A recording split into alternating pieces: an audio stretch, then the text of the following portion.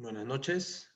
Bueno, nuevamente con ustedes para este ciclo de conferencias que estamos dictando con la Cámara Peruana de Exportación o de Comercio Exterior, perdón, el curso de Logística Internacional. En esta oportunidad vamos a seguir revisando, hacer la segunda parte del módulo 3 sobre gestión de operaciones logísticas en el comercio exterior. Recordarles, mi nombre es Julio Reategui Guerola, soy licenciado en Administración y con especialización en Comercio Exterior. Actualmente me desempeño como encargado de la División de Transporte Internacional del Grupo AGZ.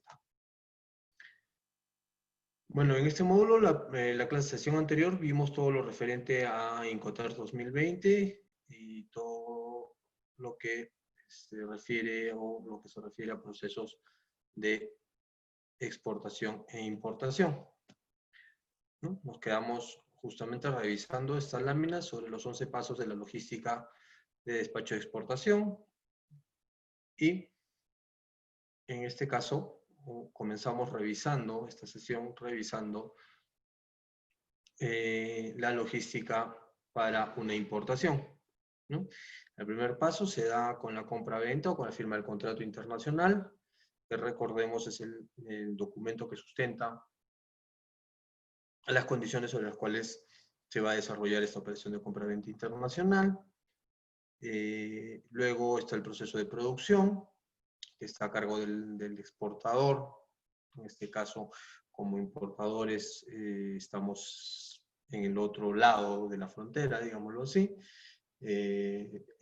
Luego está el transporte interno, el almacenamiento aduanero, la gestión de aduanas de exportación en el país de origen, los trámites y la operatividad para la carga y estiva en puerto en el país de origen, que hasta ahí es que se considera el valor FOB de una mercancía. Esos son todos los gastos que se incluyen en el valor FOB de una mercancía. Luego, una vez embarcada la mercancía, consideramos el incremento del flete y el seguro para llegar al valor CIF, que es entregada la mercancía o se cumple la condición de la mercancía entregada sobre la nave o sobre el medio de transporte. Luego está la estiva en el país de destino, el depósito temporal, el almacén de aduanas, también llamado así, donde se harán todos los trámites para poder permitir el ingreso de esa mercadería bajo el régimen que haya sido seleccionado, los trámites aduaneros, la numeración de la declaración aduanera en el país de destino, en este caso en Perú, el pago de los tributos de importación, la asignación de canal, el levante y la entrega de mercancía al importador para que éste pueda trasladarlo luego hasta su local. Y ahí es donde se cumple la condición de entrega de EDP, ¿no? En esta secuencia gráfica vamos a verlo un poco más dirigido a la realidad peruana, tanto en el proceso operativo de exportación como de importación. Comenzamos con el proceso de exportación, ¿no? El cliente, en este caso nuestro cliente en el extranjero, nos va a entregar la información para la exportación y nosotros vamos a hacérsela llegar a nuestro agente de aduanas. Esto quiere, ¿qué tipo de información nos referimos? Nos referimos básicamente a lo que es el país de destino, el tipo de mercancía que estamos exportando, nos referimos también a la cantidad, tipo de bultos, medio de transporte seleccionado. Todo esto la agencia de aduanas, a través de un documento primario llamado la orden de embarque,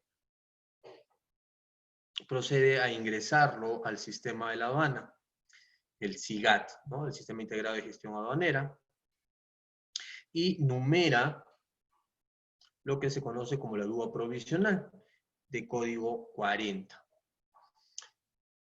En esta numeración, el agente de aduanas va a indicar si es que se va a optar por el ingreso a un almacén o el aforo en el local del exportador. Es importante indicar que la Ley General de Aduanas señala que todos los productos a ser exportados desde nuestro país deben ingresar a un terminal aduanero, salvo algunas excepciones salvo algunas excepciones que están claramente tipificadas, ¿no? Y para lo cual el exportador puede solicitar que el trámite se realice en su local. Algunas excepciones que vale la pena mencionar es cuando se trata de carga refrigerada, porque en el puerto o aeropuerto donde se vaya a embarcar no existe un sistema de refrigeración que permita el mantenimiento de la carga. Otro es por el volumen de la mercancía, cuando hablamos de mercancías sobredimensionadas. Cuando hablamos de mercancías peligrosas, también se puede solicitar el aforo o los trámites aduaneros en el local del exportador. Cuando se trata de animales vivos, o cuando así lo determine la autoridad aduanera de la localidad donde se está haciendo el trámite. Entonces deja una opción a que la aduana determine que se pueda hacer, además de los condicionantes que hemos mencionado, los trámites aduaneros en el local del exportador. Como les digo, esta información se ingresa en el SIGAT, y el cual valida toda la información de la exportación, valida el número de RUC, valida que el contribuyente no tenga ningún tipo de problema con su NAT, valida que su RUC esté activo, en la condición de activo en este caso, que el producto que se está exportando no sea restringido o no sea prohibido, en el caso de restringido, que cuente con la documentación que sustenta, y en fin, todos los requisitos necesarios para poder hacer la exportación. Una vez que el sistema lo valida, genera un número de declaración aduanera, un número de DAN. Este número, como lo vemos en la parte de aquí abajo, está conformado por varios dígitos, ¿no? De los cuales los 3 primeros dígitos corresponden a la aduana donde se está haciendo el trámite. Luego tenemos los siguientes 2 dígitos que corresponden al año, los 2 siguientes dígitos al régimen, y el siguiente es la numeración correlativa, que es realmente el número de la declaración aduanera. Entonces, todas las declaraciones aduaneras generadas en una determinada aduana, un determinado año, van a tener un número de correlativo, igual las importaciones, igual las admisiones temporales. Aquí es donde este código es el que determina cuál es el régimen en el cual estamos numerando esa declaración aduanera. Perdón, este de aquí, y este es el año, y esta es la aduana, ¿no? Entonces, en este caso, el ejemplo es la 145, aduana marítima, aduana de Mollendo Matarani, 11 el régimen, perdón, el año, 40 el régimen de declaración provisional. ¿Y por qué es una declaración provisional? Porque nosotros numeramos en base a una información provisional que puede variar, ¿no? Entonces, muchas veces las circunstancias que se dan en el proceso de despacho pueden hacer que varíe una exportación. Por ejemplo, puede variar en la cantidad de bultos, ¿no? Si nosotros estamos trasladando nuestra mercancía hacia el puerto de embarque y sufre algún tipo de daño o de robo, y eso nos obliga a exportar menos cantidad de la que habíamos inicialmente destinado para esta operación, lo vamos a poder hacer, y vamos, ¿no? Sin tener que de repente reponer la mercancía, porque se trata de una mercancía que el reponerla nos podría costar mucho, en exclusiva, preparada de forma, digamos, especial para un cliente, que el volverla a hacer nos va a demandar demasiado tiempo, o no tenemos las condiciones o las características para hacerlo. Entonces solo vamos a exportar la mercancía que llegó en buen estado al puerto, ¿no? Entonces podemos cambiar del tipo de mercancía, el tipo de embalaje, inclusive hasta el medio de transporte, podemos cambiar el lugar de embarque, se puede cambiar todo menos la propia mercancía, es decir, la partida arancelaria asignada a la mercancía. Una vez que la mercancía ha ingresado al terminal aduanero en el cual va a hacer sus trámites, o ha sido notificada como aforo en el local del exportador, se procede a generar el canal. Si es que es en un almacén aduanero, es el almacén quien genera el canal, y si es en el local del exportador, es el agente de aduanas quien va a hacer este trámite en el sistema de la aduana, y nos va a permitir determinar 2 canales. El primero de ellos, canal naranja, y el segundo, canal rojo.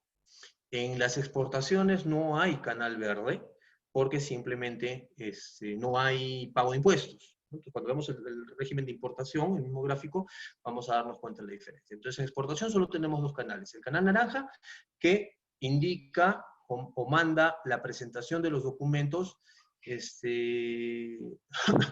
los documentos de sustento acompañando la declaración aduanera. Y el canal rojo, que manda el aforo físico de la mercancía. Es importante mencionar que por obligación las mercancías restringidas, despachos parciales, son inmediatamente asignados a canal rojo. O también el agente de aduanas puede solicitar al momento que enumera la declaración aduanera que sea esta destinada a canal rojo. Esto porque el agente aduanero, hemos dicho, es un apoyo a la función, trabaja bajo el concepto de apoyo a la función pública, es decir, trabaja para ayudar a la aduana en la gestión de control que tiene que hacer. Y si el agente aduanero ve que hay alguna situación poco clara en la operación, algo que lo haga dudar de que podría haber una situación ilícita, puede solicitar el aforo de la mercancía sin mayor conocimiento del exportador. Simplemente al momento de la declaración aduanera, esta va a salir canal rojo. En el canal naranja, una vez que se ha presentado la mercancía, se han presentado los documentos de sustento, el terminal aduanero sella la declaración aduanera, confirmando que la cantidad de bultos que indica la documentación y que están declarados en la DAN son los mismos que ha recibido. Si la exportación es el local del exportador, es el exportador quien va a sellar esta declaración aduanera, dando la conformidad a la cantidad de bultos y al tipo de bultos señalados en la declaración. En el caso de un canal rojo, el funcionario asignado, el especialista, el vista, como también se le conoce, hará una revisión aleatoria de la mercancía. Hay que recordar que las exportaciones en su parte operativa se pueden desarrollar las 24 horas del día, los 365 días del año. En ambos casos, una vez realizado esta parte de trámite, ya sea documentario o con aforo físico, se procede al levante de la mercancía. Con esto queremos decir, en el caso de exportación, que la mercancía queda lista para ser retirada del país por el medio de transporte asignado, que no necesariamente está en el momento que se hace el trámite, ¿no? Muchas veces los trámites se realizan con cierta anterioridad como para permitir la llegada del medio de transporte. Por ejemplo, en el medio marítimo, normalmente los trámites se realizan 3 o 4 días antes del arribo de la nave para que la carga esté lista. Una vez que llega el buque, que llega la nave, se procede a embarcar la mercancía, ¿no? Habiendo un nuevo control aduanero aquí, pues habrá un oficial de aduanas que verificará la salida de la mercancía en el punto de embarque, verificará que tu contenedor o la carga, como fuera que esté embalada, sea subida al medio de transporte y salga del país. Por ejemplo, en el caso del transporte terrestre, este control se hace en la frontera, ya en la salida, en el límite fronterizo del país, ¿no? Hay ahí una oficina de aduanas en todos los límites fronterizos terrestres que podamos tener, y el oficial de aduanas asignado en esa oficina verifica la salida del medio de transporte con tu mercancía a bordo. Es decir, es el último control. Después de eso ya no hay opción a que la mercancía pueda retornar al país. Esto es lo que se conoce como el refrendo de salida que coloca este oficial que esté en el puerto, aeropuerto o en los límites fronterizos terrestres. Con esta declaración aduanera, ya con el refrendo de la salida que se coloca sobre la DAN física y los documentos que se han generado en la exportación, vale decir factura, documento de transporte, packing list, algunas certificaciones que fueran necesarias, todo esto el agente de aduanas lo reúne posterior a la salida de la mercancía, tiene 15 días para hacer este trámite y lo envía de forma electrónica, envía todos estos documentos nuevamente al Sistema Integrado de Gestión Aduanera, el SIGAT. El SIGAT puede automáticamente refrendar, es decir, validar esta exportación, generando el mismo número de declaración aduanera que vimos al inicio, pero en vez de código 40 va a colocar código 41. ¿Qué quiere decir esto? Que la exportación se ha culminado. Y en el caso de, ese es en un primer caso. En un segundo caso, el sistema puede aleatoriamente seleccionar una operación para que presenten los documentos de manera física. Todos esos documentos que han sido enviados de forma virtual, la aduana, a través de su sistema, puede solicitar que sean presentados dentro de este plazo de 15 días en la oficina aduanera donde se realizó el trámite. Una vez validados estos documentos, también se procede a generar la declaración aduanera con código 41, obviamente si es que no hay ninguna observación en el proceso, ¿no? Ok, ahora vamos a ver el proceso operativo de importación. Comienza cuando el despachador de aduanas, el agente de aduanas, recibe los documentos originales o en copia de su cliente, del importador, y procede a verificar los mismos. Una vez que los verifica, ingresa esta información para poder proceder al sistema de aduanas para proceder a numerar la declaración aduanera, que puede ser bajo la modalidad de despacho anticipado, despacho urgente o despacho excepcional. Paralelamente a la llegada, a la entrega de estos documentos, el medio de transporte hace su arribo, dentro del plazo estimado, hace su arribo y genera en ese lapso de que está arribando a territorio nacional lo que se conoce como el manifiesto. El manifiesto tiene que ser generado antes del arribo de la mercancía o del medio de transporte al país. Entonces genera el manifiesto dentro del sistema integrado de gestión. Y justamente a través de esta información del manifiesto, el agente de aduanas relaciona toda esta documentación y esta declaración aduanera a ese despacho, a esa mercancía que está llegando. Es decir, al momento que genera la declaración aduanera, va a tomar el número de manifiesto y va a tomar el ítem de ese manifiesto que corresponde a su carga. Porque un manifiesto, por ejemplo, de un transporte marítimo puede tener 200, 300, 400 ítems. En un transporte terrestre normalmente suele ser uno solo, porque el camión trae una sola carga, pero cuando de repente puede traer 2, 3, 4 cargas, lo que se conoce como carga consolidada, su manifiesto de ese camión va a tener 4 ítems. Entonces el agente de aduanas tiene que seleccionar el ítem que corresponde a su despacho, al despacho que está tramitando, y colocarlo en la declaración aduanera.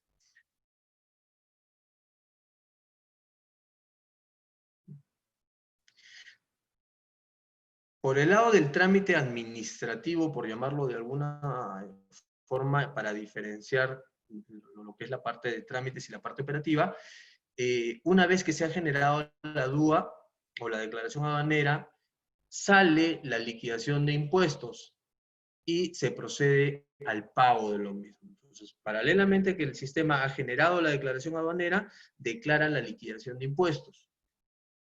Ya sea que corresponda su pago en efectivo o su afianzamiento a través de un documento bancario, ¿no? Que es básicamente decirle a la aduana, yo no voy a pagar esos impuestos, estoy presentando una fianza que lo respalda, y esto es para algunos tipos de regímenes o en algunos casos de importadores que tienen ciertos beneficios con la aduana. Entonces, ya sea cualquiera de las dos circunstancias, se procede a liquidar, ya sea con, vuelvo a repetir, con un documento de sustento o un pago de la liquidación, y el SIGAT, una vez recibido este pago que se realiza a través de un banco, o la presentación de la carta fianza que se realiza a través del sistema aduanero, automáticamente genera el canal. Y este canal puede ser de 3 tipos: canal verde, canal naranja y canal rojo. ¿Ok? Hasta ahí va la parte de trámite administrativo. Paralelamente, una vez que arriba la carga al país, la empresa de transportes informa a aduanas el terminal aduanero donde va a enviar esa carga.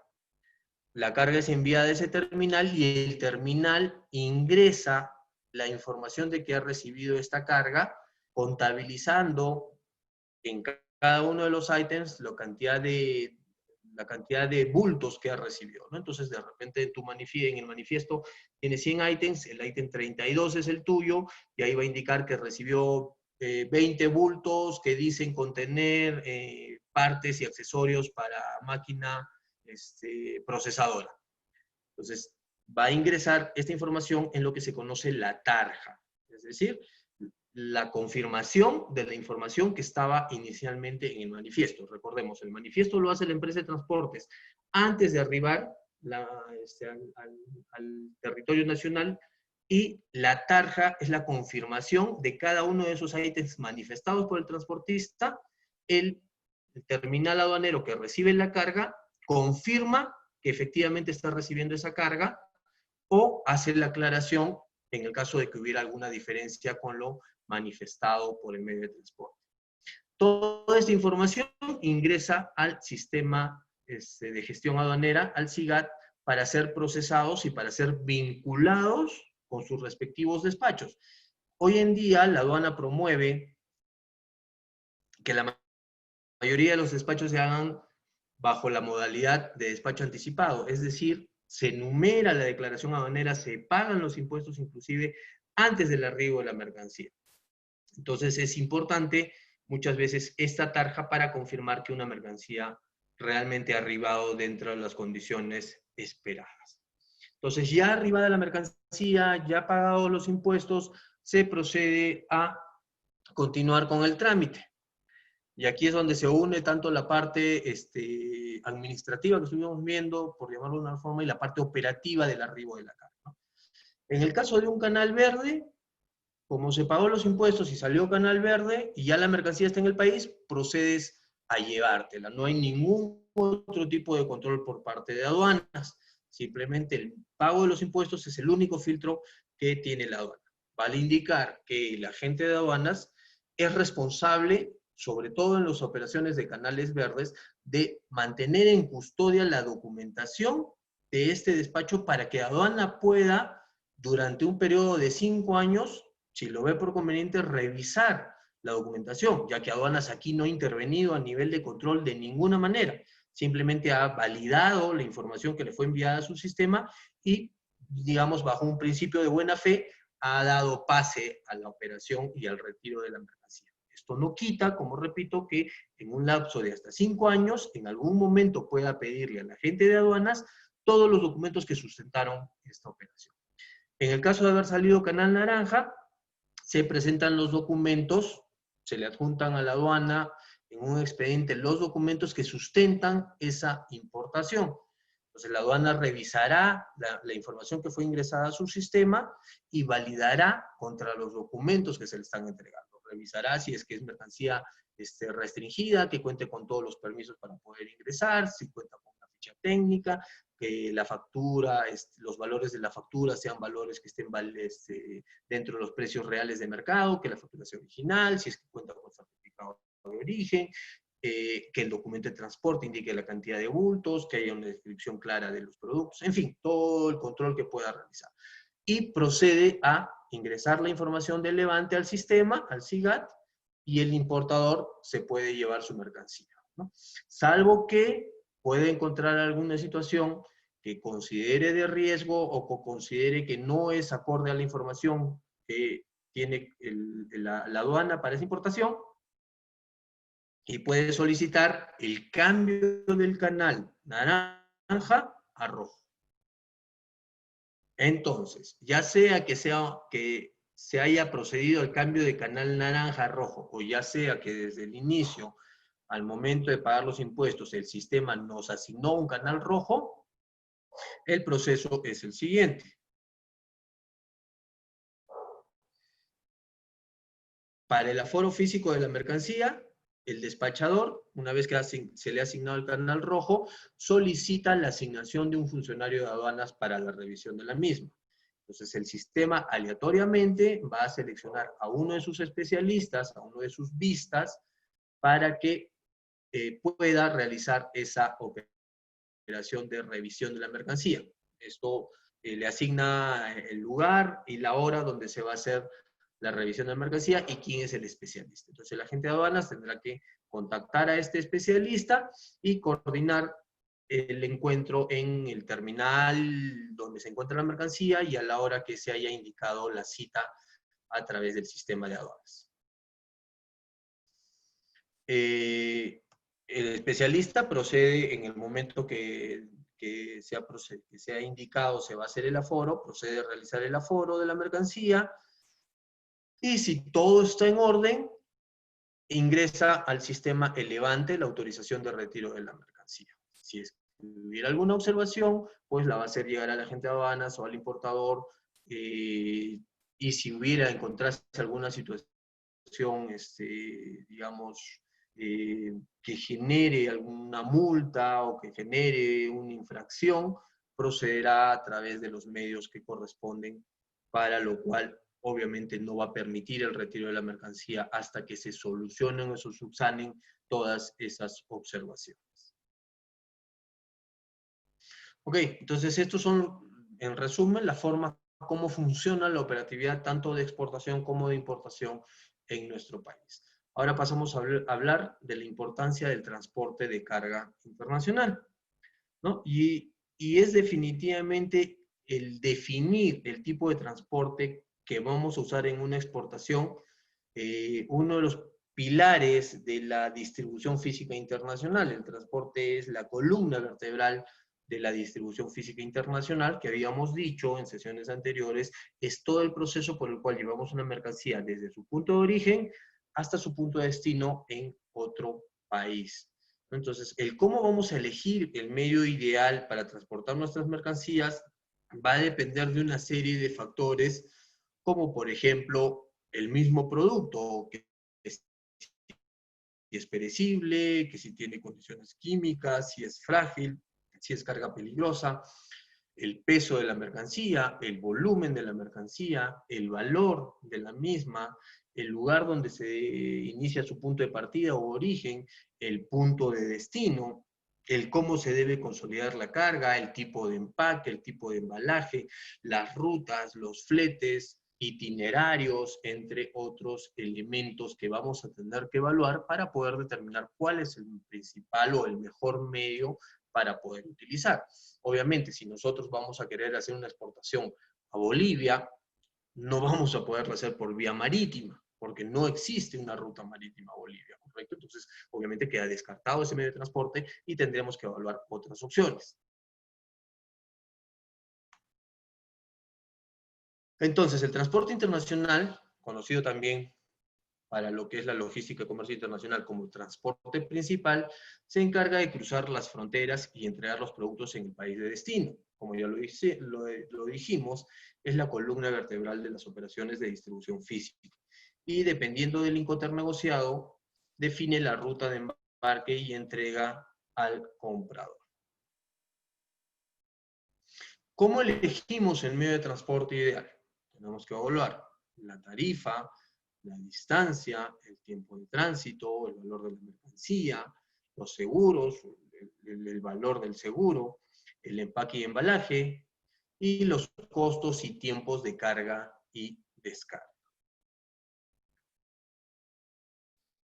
Entonces vamos a ver las condiciones que nos presentan los principales medios de transporte y que nos sirven para este proceso de evaluación. Por ejemplo, el transporte aéreo se contrata de aeropuerto a aeropuerto a través de agentes de carga aérea, ¿no? Entonces, para poder usar un transporte aéreo internacional, primero tenemos que tener claro que lo tenemos que llevar hasta un punto de embarque en el aeropuerto donde va a salir el avión que se va a llevar nuestra carga, y solo lo van a trasladar hasta un aeropuerto de ingreso en el país de destino. Entonces va a haber adicionalmente fletes terrestres que cubran los tramos desde un lugar, desde el lugar de fabricación hasta el punto de embarque, y del punto de desembarque o del aeropuerto de desembarque hasta el lugar de entrega de la mercancía. Normalmente la carga se maneja como suelta y se embarca por cupos o posiciones. ¿Qué quiere decir esto? El transporte aéreo, por normatividad de la IATA, tiene una serie de prioridades para el transporte de carga, ¿no? Entonces, muchas veces nuestra carga general, por ejemplo, un repuesto, puede demorar para llegar de Estados Unidos aquí 8, 10, 15 días. Y nos preguntamos por qué si un vuelo de Estados Unidos acá sale en la noche y llega acá en la madrugada del día siguiente, ¿por qué debería demorar 8 o 10 días? Y no es porque la ruta sea la que demore, sino que por el tipo de medio de transporte, en este caso transporte aéreo, puede haber otros productos que tengan prioridad de embarque antes que nuestro producto, ¿no? Por ejemplo, medicinas, por ejemplo, productos refrigerados, ¿no? Que puedan ser considerados prioritarios, y esto es a través de una lista que está, como les decía, normada por la IATA, y que van a hacer que nuestro producto sea desplazado o delegado hasta que no haya un producto de mayor prioridad y pueda recién ser embarcado. El documento de transporte que se considera en este medio es la guía aérea, la Airwide Bill, ABW, con sus siglas en inglés. ¿Cuáles son las principales ventajas? Rapidez, es el medio más rápido que existe, fiabilidad, seguridad, como dicen, de 10 millones se cae un avión, y los menores costos de seguros. Si tú vas a contratar un seguro para tu importación o tu exportación, lo primero que va a preguntarte el broker o el agente de seguros es a través de qué medio lo va a hacer. Y definitivamente si le dices que es por vía aérea, tus costos de seguro van a ser menores. ¿Cuáles son las principales desventajas? Es el más costoso, kilo por kilo es el que más cuesta, tiene capacidad limitada, o sea, no puedes hacer grandes embarques, y está restringido para ciertos productos peligrosos. Hay productos que definitivamente en la vía aérea no te los van a mover, no te los van a trasladar. Ahora, el transporte marítimo. Hablemos un poco del transporte marítimo y sus características. Se conoce como transporte marítimo o aplica como concepto para todas las vías navegables marítimas y de navegación interior como ríos o lagos. Se contrata puerto a puerto a través de agentes de carga o embarcadores, la misma condición que el aéreo. Tenemos que trasladar la mercancía hasta el lugar donde va a ser embarcado y una vez que llegue a destino, desde el lugar donde ingrese el medio de transporte, el puerto donde ingrese el barco que está viajando nuestra carga, deberá desde ese punto ser trasladada hasta los locales del puerto. La carga se embarca normalmente en contenedores especializados, para lo cual debe ser consolidada, es decir, hay un costo de consolidación de carga para poderla meter en estos equipos especiales para su transporte, que son los contenedores, y el documento que se emite es el conocimiento de embarque. Tiene ventajas como tarifas mucho más bajas comparadas con las aéreas y las terrestres, transportes en masa de grandes volúmenes, o sea, si queremos traer 30.000 toneladas de soya o de trigo o de fierro, vamos a poderlo hacer en un solo embarque, porque un barco puede trasladar inclusive hasta 48.000 toneladas si es que quisiéramos manejar esos volúmenes, ¿no? Como también podemos traer simplemente un contenedor o hasta una parte de un contenedor, la tercera parte de un contenedor, la quinta parte de un contenedor, lo que se conoce como carga consolidada. Desventajas, baja velocidad, o sea, es un medio bastante lento, los seguros y embalajes son más costosos, los costos portuarios adicionan un incremento importante a los valores de los fletes. Por ejemplo, un transporte marítimo de Callao a Valparaíso en Chile suele estar entre 600, $800 el traslado de un contenedor de 40 pies, pero embarcar el contenedor en el Callao puede llegar a costar $1.200, los costos portuarios, y desembarcarlo en Valparaíso puede costar otros $1.000, es decir, el flete nos puede costar $600, pero los gastos portuarios pueden llegar a triplicar o hasta cuadruplicar el valor de ese flete. Obviamente, si hablamos de distancias mayores como ir a la China o ir a Estados Unidos, los fletes van a ser más altos y el costo portuario no se va a mover, porque no te cobran más por embarcar un contenedor que vaya a la China, o que vaya a Estados Unidos, o que vaya a Valparaíso en Chile. Decíamos los costos portuarios, altos riesgos de saqueo y deterioro, aunque ustedes no lo crean y seguro muchos lo saben, aún existe la piratería en el mundo y suelen asaltar los bancos y suelen robarse la mercancía. El hecho de que el 95% de la carga del mundo se desplace por la vía marítima genera que se haya especializado el transporte marítimo, ¿no? Y para eso hoy en día existen buques, existen embarcaciones especializadas en diferentes tipos de carga, ¿no? Por ejemplo, tenemos los buques para carga general, tenemos los buques para contenedores, que específicamente transportan contenedores, tenemos buques específicos para el transporte de ganado, tenemos buques específicos para el transporte de líquidos o de gases, y tenemos buques específicos para transportes de medios de transporte, como camiones, automóviles, los famosos roll-off, que son buques que tienen puertas laterales por donde se embarcan de forma autónoma su carga, en este caso su carga especializada, que son medios de transporte, son vehículos, ¿no? Para ser más claro, son vehículos que de forma independiente suben, se embarcan o bajan, se desembarcan de estos medios, ¿no? Seguro muchos han visto estas embarcaciones que trasladan en los ríos en Estados Unidos desde una ladera del río hasta la otra ladera del río y suben los vehículos y se estacionan dentro de las embarcaciones y cruzan el río, ¿no? Exactamente es la forma como trabajan los roll-off, roll-off.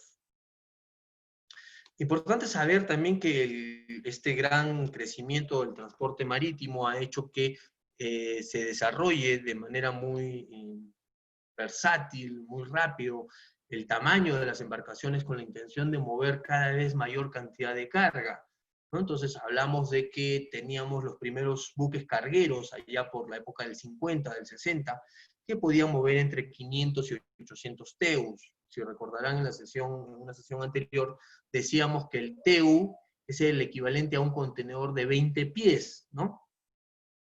Este contenedor de 20 pies ocupa un espacio dentro de la embarcación y es una unidad de medida. Entonces, si el contenedor es de 40 pies, equivaldrá a 2 teus, si es de 20 pies, equivaldrá a 1 teu, ¿no? Entonces, estas primeras embarcaciones podían mover entre 500 y 800 teus, luego salen los total cellulars, embarcaciones más grandes, ¿no? Que podían llegar a tener inclusive hasta 215 metros de largo y que podían llegar a cargar entre 1000 y 2000 teus.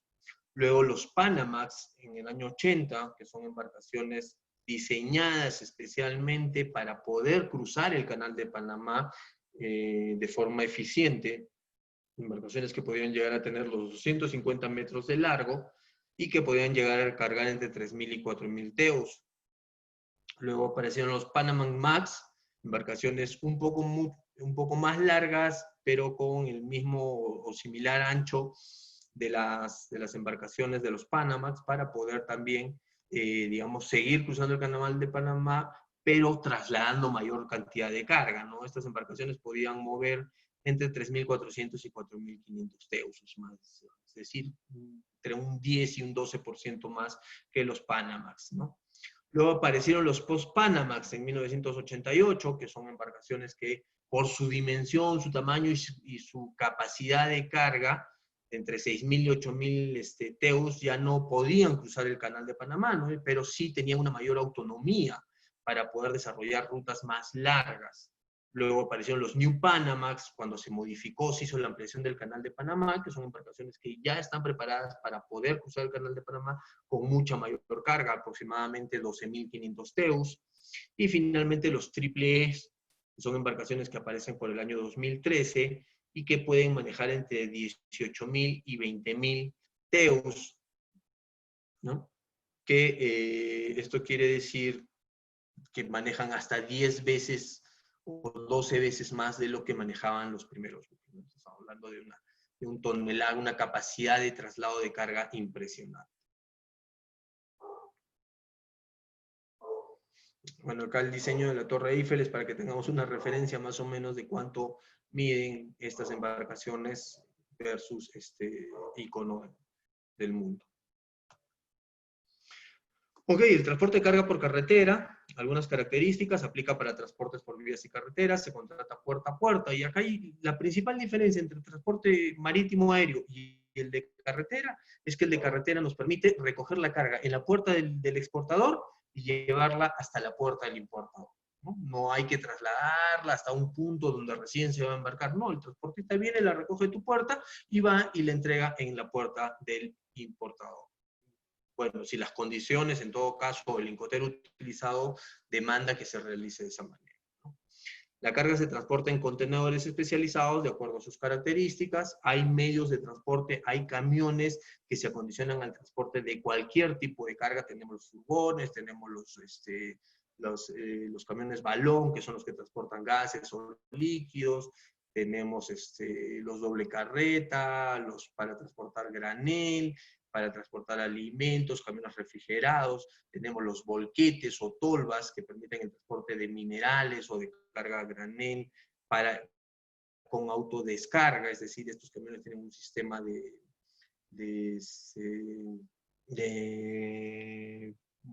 autodescargado, de tolveo, que se le conoce, que permite levantar toda la estructura, toda la parte de la tolva, se levanta a través de un pistón y arroja todo el mineral, todo el material que tiene dentro de su estructura. Las camas bajas o los longboy y las plataformas, ¿no? Que son para cargas especializadas, cargas de mayor volumen, sobredimensionadas, que requieren plataformas especiales. Entonces, el transporte terrestre nos permite manejar o trasladar cualquier tipo de carga, no tiene ningún tipo de restricción. Puede manejar productos peligrosos, químicos, granel, minerales, pero el hecho de trasladar este tipo de mercancías especializadas también demanda que se coloque o que se utilice unidades especialmente diseñadas para su traslado. El documento de transporte es la carta aporte, el CRT. Y nos encontramos con una variable que unifica esto, que es el transporte multimodal. ¿Y qué es el transporte multimodal? Es cuando usamos más de 2 modos de transporte diferentes para una misma operación. Por ejemplo, un transporte multimodal son las exportaciones de Bolivia. Volviendo al ejemplo. Cuando un exportador boliviano quiere hacer una exportación de gran volumen, más allá de las 10, 12 toneladas, hacerlo por aéreo, dijimos que es un medio carísimo para envíos de gran volumen, entonces no le significaría, no sería competitivo ese exportador. Entonces, ¿qué es lo que hace? Traslada su mercancía, sale de su país por vía terrestre, ¿no? Es decir, sale, ya hace la exportación en un camión, ese camión cruza por territorio peruano, territorio chileno, o argentino inclusive, y llega a un puerto, y en ese puerto es subido a un barco para luego ser trasladado hasta su punto de su lugar de entrega, su punto de destino, que puede estar en China, en Europa, en Estados Unidos. Entonces, eso es un transporte multimodal, cuando utilizamos más de un medio de transporte para una misma operación. Aquí tenemos un cuadro comparativo de las principales características de los que debemos evaluar un medio de transporte y un comparativo, digamos, de la validación de esta característica. Por ejemplo, la flexibilidad. El medio terrestre es el más flexible, porque puede venir el transportista del cual vas a hacer tu exportación a Chile o a Bolivia o a Ecuador, y de repente no tienes la carga lista o de repente no pudiste terminar de embarcarlo un día, entonces por ahí le puedes dar al chofer para sus viáticos, para su hospedaje, y te va a esperar hasta el día siguiente. Entonces es muy flexible. Pero todo lo contrario es el medio marítimo, que como vemos tiene una condición de inflexibilidad. ¿Qué quiere decir esto? Que el barco no te va a esperar. O sea, si tú hablas con la naviera, con el capitán, con el dueño del barco, oye, ¿sabes que no he terminado mi producción? No voy a poder entregar mi contenedor hoy día, espérame hasta mañana. No es posible. Es totalmente utópico pensar que eso va a pasar, ¿no? Los barcos tienen claramente programados sus itinerarios y no los modifican por nada. Justamente para evitar esto, las navieras solicitan, tienen lo que se conoce como el cut-off o el corte de cierre. ¿Y qué es esto? La naviera estima un plazo antes de la llegada de la nave y te dice, hasta ese plazo yo recibo la carga ya con todos sus trámites, con todo. Carga que no me llegue en ese plazo, simplemente no la cargo, no la embargo, ¿no? Entonces, salvo contadas excepciones, el transporte marítimo se maneja bajo esa modalidad. Y tenemos una serie más de condicionantes o de elementos a evaluar y sus calificaciones para los diferentes medios de transporte.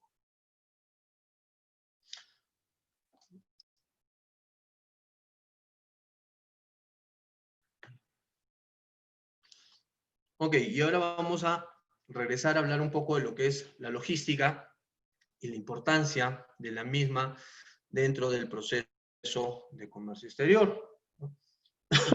Porque el comercio exterior básicamente está diseñado, o como lo veíamos en la primera sesión, es resultado de un proceso de compra-venta que se extiende de un país más allá de sus fronteras. ¿Por qué? Por las necesidades que tiene ese país, necesidades que no pueden ser cubiertas o satisfechas por su producción nacional o su producción local, ¿no? Ya sea porque ya sea porque simplemente no existe, ya sea porque es de poca producción, o ya sea porque la calidad no es la que se requiere para poder satisfacer las necesidades de su sociedad o inclusive de su propia industria, ¿no? Entonces, ante esta situación, la logística de comercio internacional es parte de una cadena, o puede ser parte de una cadena de suministro, y como tal está sujeta a ciertos riesgos que debemos saber gestionar para poder minimizarlos. Los riesgos no se eliminan, y no solamente hablemos de logística, hablamos de cualquier tipo de proceso que estemos llevando a cabo, los riesgos nunca se van a poder eliminar. Los riesgos simplemente se minimizan, ¿no? Y ya hablando más específicamente, cuando hablamos de riesgo dentro de una empresa, lo podemos definir como la incertidumbre, es decir, la probabilidad que algo suceda en determinados sucesos que pueden afectar positiva o negativamente a los cumplimientos esperados del negocio. Generalmente se asocia estos riesgos a efectos negativos, aunque también podría generar efectos positivos, ¿no? Algunos riesgos pueden estar muy relacionados a plazos de entrega, muy relacionados a calidad de los productos, interrupciones de un proceso productivo por falta de materias primas, por ejemplo, ¿no? Es muy conocido un ejemplo de algo que pasó. Una asociación de fabricantes textileros en el Perú fue contratada para fabricar camisetas, polos alusivos a la celebración, el recuerdo, en todo caso, del incidente ocurrido el 11 de septiembre en Estados Unidos. Perdón, el 9 de septiembre, no, 11 de septiembre, es 11-9, claro, perdón. El 11 de septiembre se contrató a este grupo, a esta asociación de fabricantes textileros para que hicieran una producción de camisetas, de polos alusivos, y se quedó una fecha de entrega, porque obviamente era toda una logística luego distribuir esos polos a las ciudades principales donde habían acontecido estos hechos, y también al resto de Estados Unidos, porque finalmente fue una situación que conmovió en su momento a todo el país, ¿no? Entonces, si ya se había establecido una cadena, ¿no? Digamos, una cadena logística para llegar y arribar en determinada fecha y poder dar el tiempo suficiente para hacer toda la parte logística dentro del país de destino.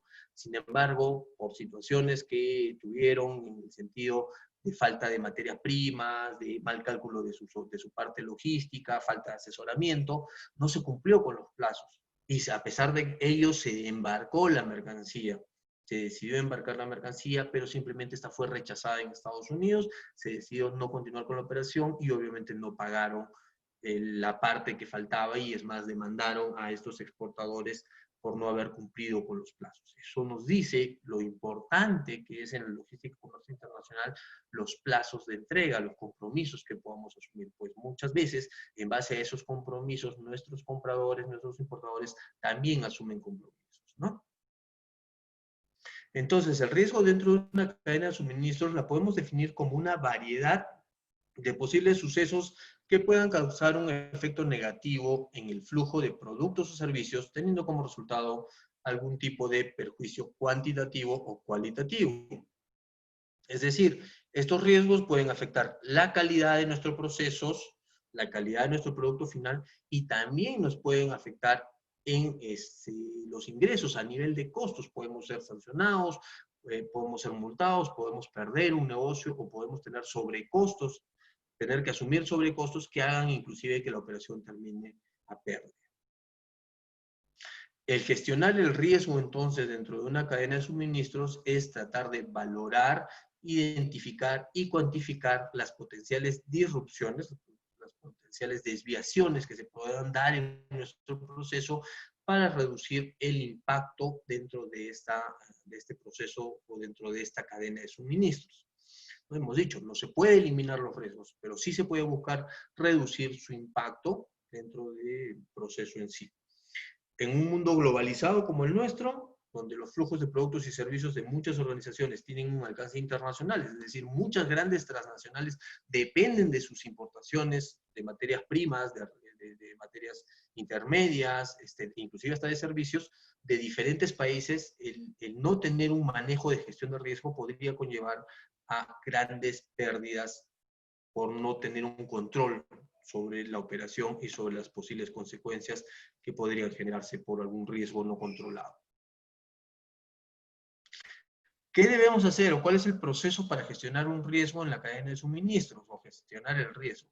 ¿No? Los procesos claves que los gestores de la cadena de suministros deben ser capaces de llevar a cabo, referidos a control de riesgos, deben ser: primero, identificar los potenciales riesgos que pueden suceder. Debemos hacer un análisis de toda nuestra cadena logística y determinar qué puede fallar.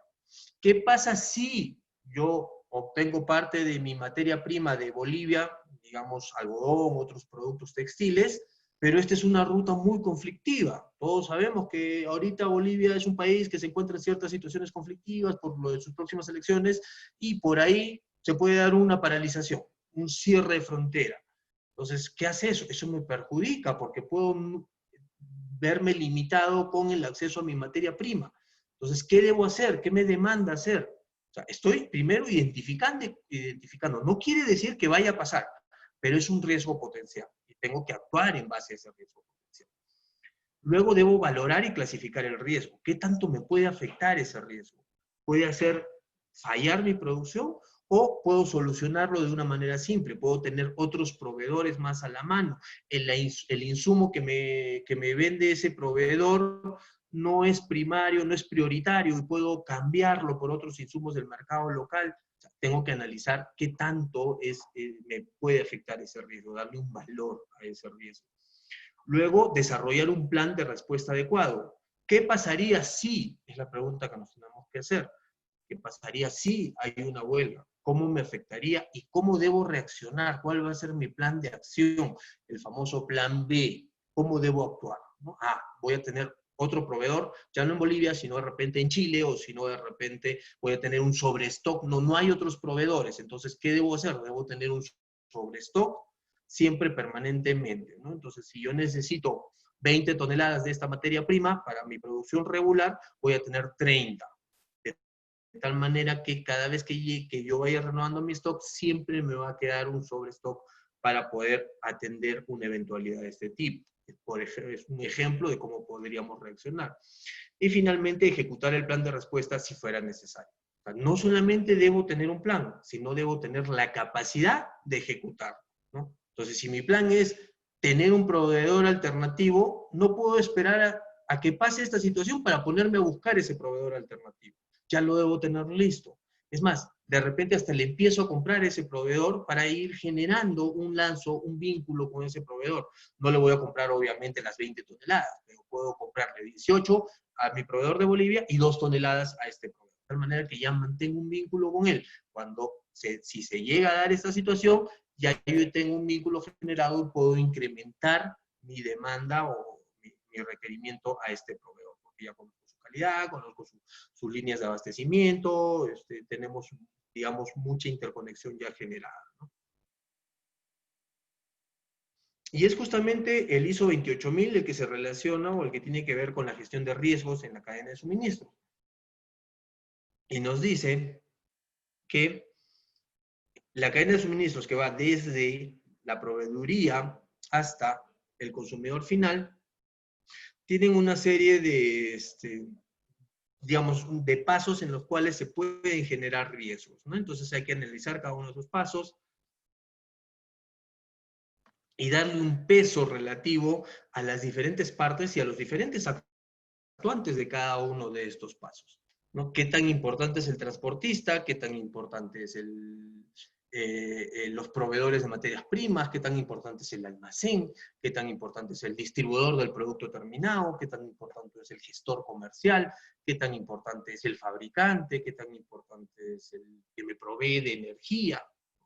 Darles una validez de importancia para poder también generar planes de acción de acuerdo a ese nivel de validez, ¿no? Y eso es lo que se conoce como cadena de valor, ¿no? Entonces, dentro de la cadena de suministros, debemos ya generar una cadena de valor. Es decir, cada una de estas partes, ¿cómo le agregan valor a mi proceso productivo? ¿Cómo le suman valor?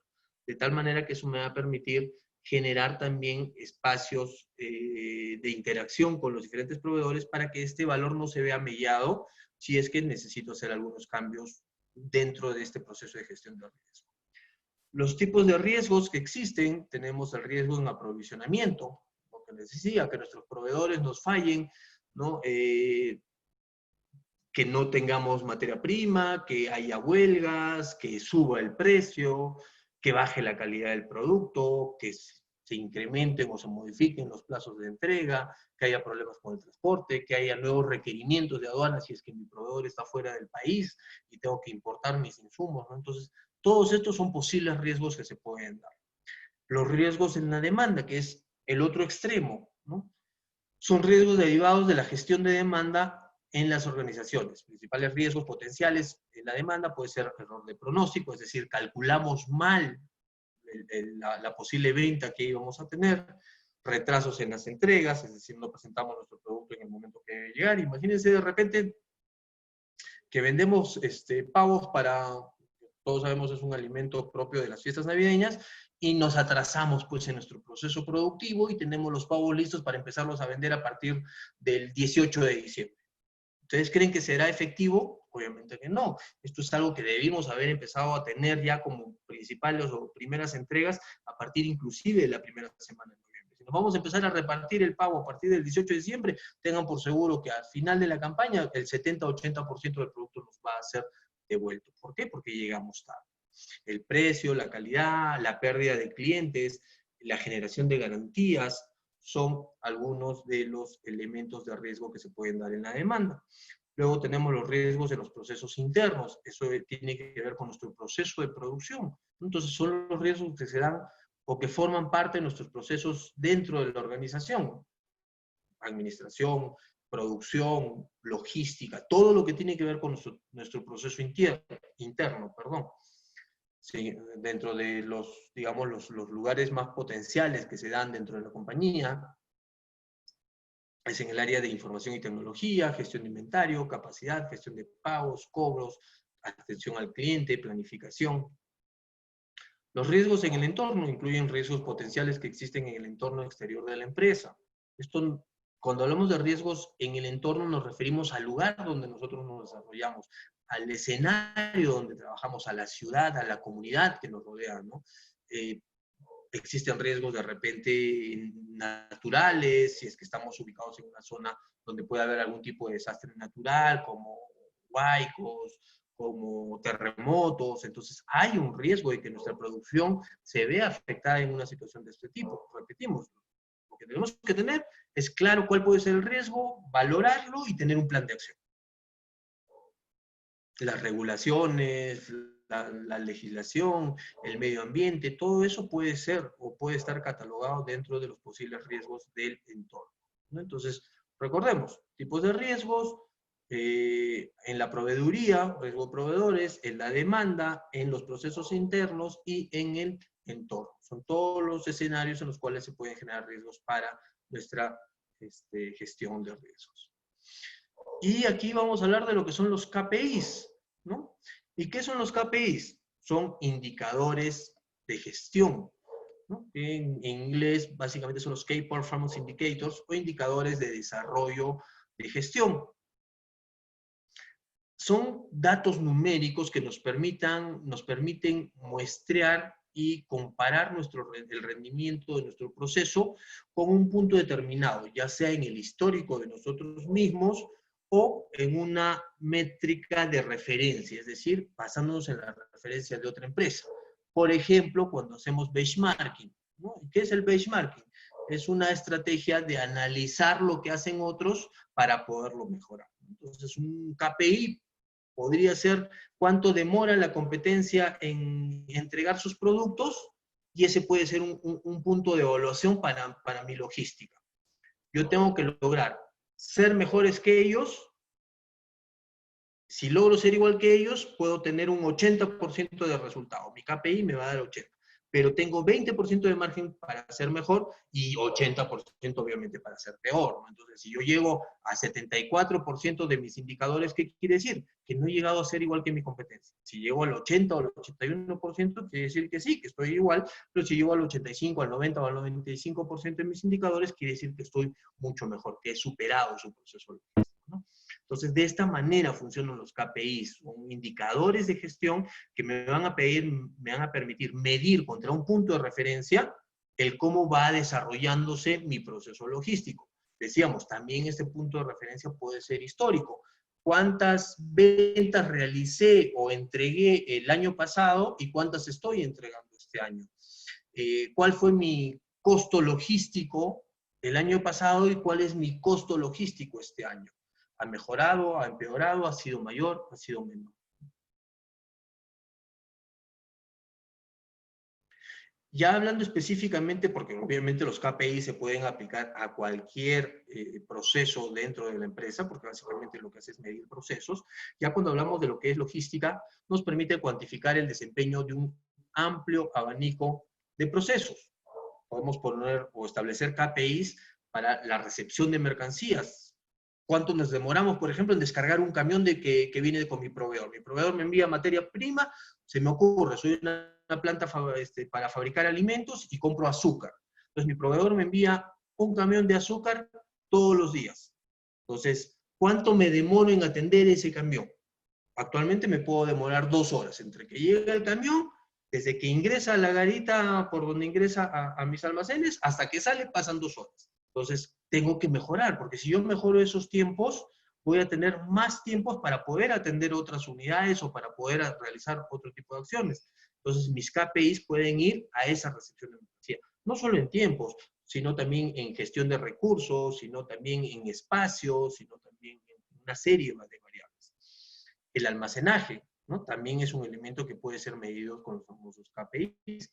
La preparación de pedidos, cuánto me demoro en preparar un pedido. Las entregas, el transporte y la gestión de devoluciones y cualquier parte del proceso puede ser medido a través de los KPIs.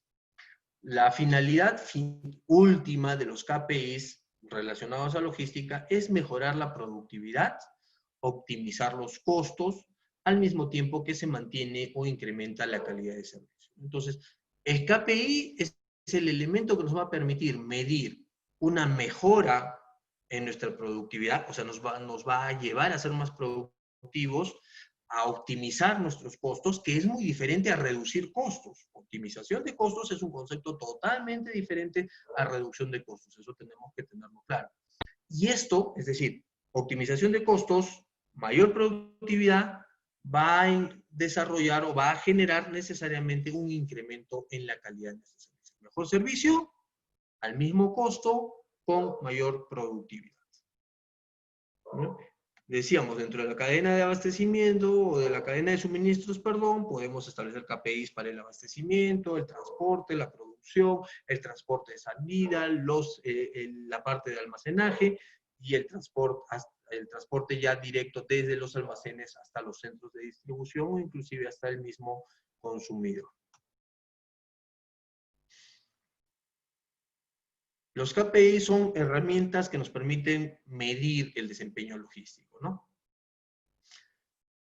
Entonces, es importante destacar que los KPIs por sí solos o aislados no son suficientes para la toma de decisiones. Es decir, los KPIs nos van a dar indicadores, pero esos indicadores de por sí no nos pueden llevar a tomar una decisión. Hemos vendido el 80% de lo que vendimos el año pasado. Voten al gerente de ventas. No funciona así, ¿cierto? Siempre tenemos que determinar otros elementos a evaluar que nos permitan aprovechar la información que nos dan estos KPIs para poder tomar, o para la toma de decisiones importantes para la compañía. Para ello, también es importante indicar que los KPIs nos van a marcar metas que deben ser alcanzadas en un plazo concreto, ¿no? O sea, si yo este año vendí el 80%, el KPI me va a permitir establecer cuál va a ser mi meta para el siguiente año.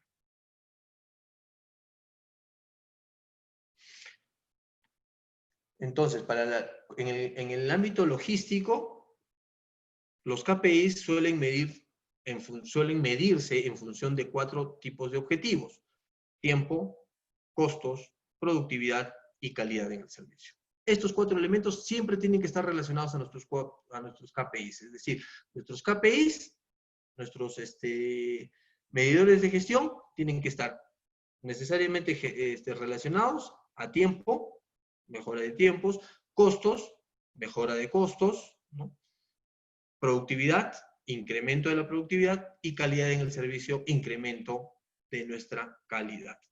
Por tanto, cada KPI logístico puede estar enmarcado en un área concreta de la cadena de suministros. Es decir, en esta cadena de suministros vamos a colocar puntos de referencia que van a ser nuestros KPIs. Siempre considerando que debe estar a la vez relacionados con estos 4 elementos o atributos que hemos mencionado. Entonces, ¿cuáles pueden ser nuestros KPIs a manera de referencia o como ejemplo? Para lo que es abastecimientos o compras, los KPIs logísticos deben estar centrados en el aprovisionamiento, buscando controlar los procedimientos de compras de nuevos stocks y las negociaciones que se llevan a cabo con proveedores. Entonces, los KPIs nos deben marcar. Cuando tenemos una relación con un proveedor nuevo, debemos establecer KPIs para ellos y para nosotros. Entonces, como proveedor mío, tu rendimiento va a ser medido a través de estos KPIs. El tiempo en que me lo vas a entregar, la rapidez con la que me lo entregas, la forma como me lo entregas, por ejemplo, ¿no? Entonces, los KPIs pueden medir, como algunos ejemplos, entregas recibidas fallidas, es decir, cuántas veces mi proveedor me envió mercancía que no correspondía. Entonces, es un indicador. Y yo voy a medir a mis proveedores de acuerdo a este indicador. Y obviamente los que tengan mayores entregas fallidas, van a ser necesario realizar una evaluación de estos proveedores para tratar de lograr una mejora en su proceso.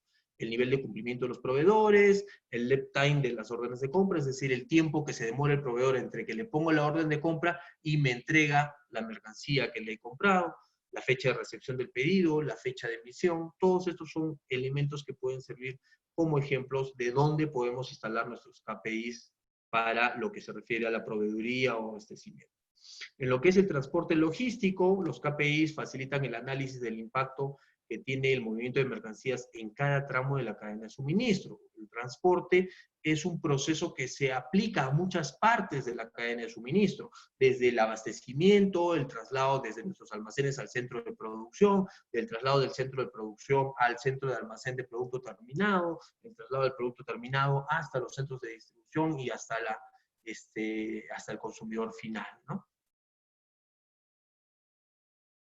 Algunos ejemplos de KPIs para transporte: el costo del transporte versus lo que se está vendiendo o se está transportando, el tiempo que se realiza, en el que se realizan y la cantidad de entregas que se realizan en un determinado tiempo, y el nivel de utilización de flota, que también es importante. Yo puedo tener mi propia flota de transporte y cuánto de esa flota realmente estoy utilizando. Tengo 40 camiones, pero solamente utilizo 30, es decir, tengo un 25% de mi flota como flota parada o flota muerta. Entonces, ese es un indicador. ¿Cómo hago para mejorar mis indicadores, no? En lo que se refiere al almacenamiento, los KPIs sirven para controlar procesos que tienen lugar en la instalación propia de la mercancía a su llegada al local. Algunos ejemplos pueden ser el costo unitario del almacenamiento, cuánto me cuesta almacenar una mercancía, un producto de manera unitaria, el tiempo de ciclo de orden interno y las tasas de entrega completa y a tiempo. ¿Qué tanto he entregado mi mercancía? ¿Qué tanto tengo la mercancía? ¿Cuánto tiempo la tengo dentro del almacén? Para lo que es inventarios, los KPIs nos permiten analizar el movimiento de los stocks a lo largo de toda la cadena de abastecimiento. Se trata de un grupo de indicadores fundamentales para las áreas logísticas, ¿no? Definitivamente los inventarios nos van a dar o los KPIs de inventario nos van a dar una idea clara de cómo modificar mi cadena de abastecimiento para que siempre tenga la cantidad necesaria, ni más ni menos, de los recursos para que mi proceso de producción no se detenga, ¿no? Entonces ahí podemos establecer KPIs para lo que son rotación de existencias, roturas de stock, contracción de inventario, es decir, cuando el inventario se contrae porque no tenemos un abastecimiento adecuado, hasta qué punto podemos contraer ese inventario. Ok, eso ha sido todo para esta tercera sesión. Nuevamente, muchísimas gracias por su tiempo, por estar ahí. Tienen ahí también mis datos por si alguien quiere hacer una consulta, a mi correo electrónico, a mi WhatsApp. Gracias nuevamente a CAMEX por esta oportunidad de poder compartir con ustedes esta información, estas experiencias, y los espero ya en la cuarta sesión que se debe estar desarrollando el día sábado. Muchas gracias por su tiempo, ha sido un gusto.